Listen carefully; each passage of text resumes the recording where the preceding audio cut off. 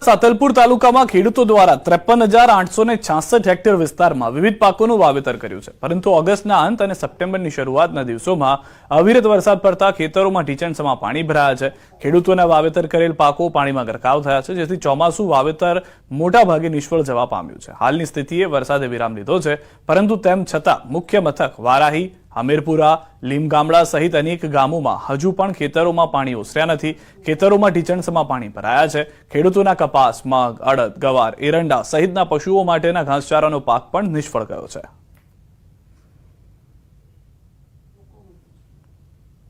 ખેતી અમે વાવેતર કરીને કમ્પ્લીટ હવે અમને એમ હતું કે હવે શાંતિ છે, અને એમાં મેઘરાજા મંડાણા તે અમારું બધું રમણ ભમણ કરી નાખ્યું છે, અને હવે કાંઈ પણ અમારે એમાં ખર્ચો છે। હવે આ જમીન પાથરી વરાપે એમ નથી। ટ્રેક્ટરના ડીઝલ અત્યારે 100 રૂપિયા એ લાવીને તો બારીને હાકીને થાક્યા છે બરાબર। છેલ્લે અરે બીજવાર આ બધા ચાંથી લાયા, કોઈ ચાંય લાવીને પૂરું પાડ્યું।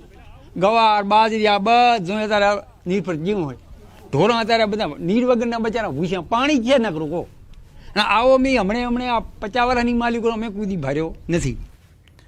ખેડૂતોને મોંઘા ભાવના ડીઝલ, ખેડ, ખાતર અને બિયારણનો ખર્ચ માથે પડ્યો છે। ખેડૂતોએ સરકારને અપીલ કરી। ખેડૂતોએ કહ્યું, યુદ્ધના ધોરણે સરકાર આ વિસ્તારમાં પાક નુકસાનીનો સર્વે કરી તેમને સહાય આપવામાં આવે। સાતલપુર પંથકમાં અતિવૃષ્ટિથી ખેડૂતોને રાતા પાણીએ રોવાનો વારો આવ્યો। એરંડા, ગવાર, અડદ, કઠોળ બાબત દરેક વસ્તુ પૂરેપૂરી ખેતર ભરાવાથી 3 વખત વાયા, એના પછી વરસાદ આવવાથી બધું નુકસાન ગયેલું છે, સાફ થઈ ગયેલું છે। આજે ખેડૂતને ઘરે ખાવા માટે ફાંફા છે। ખેડૂતોને તાત્કાલિક સર્વે સહાય ચૂકવે, જે એમને નિયમમાં આવતી હોય તો જ ખેડૂતને કાંઈક પગભર થઈ શકે। સાતલપુર તાલુકો એટલે સરહદી વિસ્તાર, અને હંમેશા દર ચોમાસે ક્યાંક આ વિસ્તાર વરસાદની અછત ધરાવતો વિસ્તાર છે, પરંતુ દ્રશ્ય બતાવીશ। આ વખત મેઘરાજા મન મૂકીને એ હદે વરસ્યા છે કે ખેડૂતો જે વરસાદની આશા રાખી રહ્યા હતા, પરંતુ તે જ વરસાદે તેઓના પાક ક્યાંક પાણીમાં ગરકાવ થઈ જતા, જે ખેતરો હતા તે જળમગ્ન બની જવા પામ્યા છે। તેને ખેડૂતોને જે આશાઓ હતી તે આશાઓ તમામ પાણીમાં ગરકાવ થઈ જતા ખેડૂતોની હાલ સ્થિતિ દયનીય દિશામાં મુકાઈ જવા પામ્યા છે। દ્રશ્યો છે વારાઈ પંથકના હમીરપુરા ગામના, જ્યાં છેલ્લા 15 દિવસથી અવિરત વરસાદ વરસવાના કારણે ખેડૂતોએ જે પશુઓનો ઘાસચારો સહિત કઠોળના જે વિવિધ પાકો વાવ્યા હતા તે તમામ પાક હાલ પાણીમાં ગરકાવ થઈ ગયા છે, અને ખેડૂતોએ જે ખેડ, ખાતર અને ખર્ચાઓ કર્યા હતા તે તમામ ખર્ચાઓ એડે ગયા છે। એટલે ખેડૂતોની સ્થિતિ જોઈએ તો હાલ દયનીય દશામાં મુકાઈ જવા પામી છે।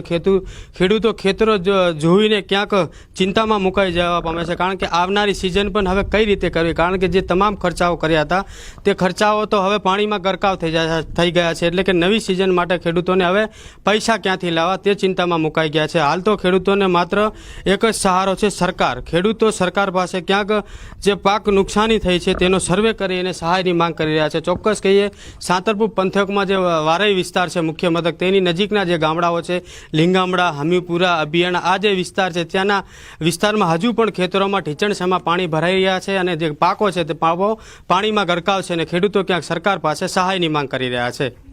અશરફ ખાન, ન્યૂઝ 18, પાટણ।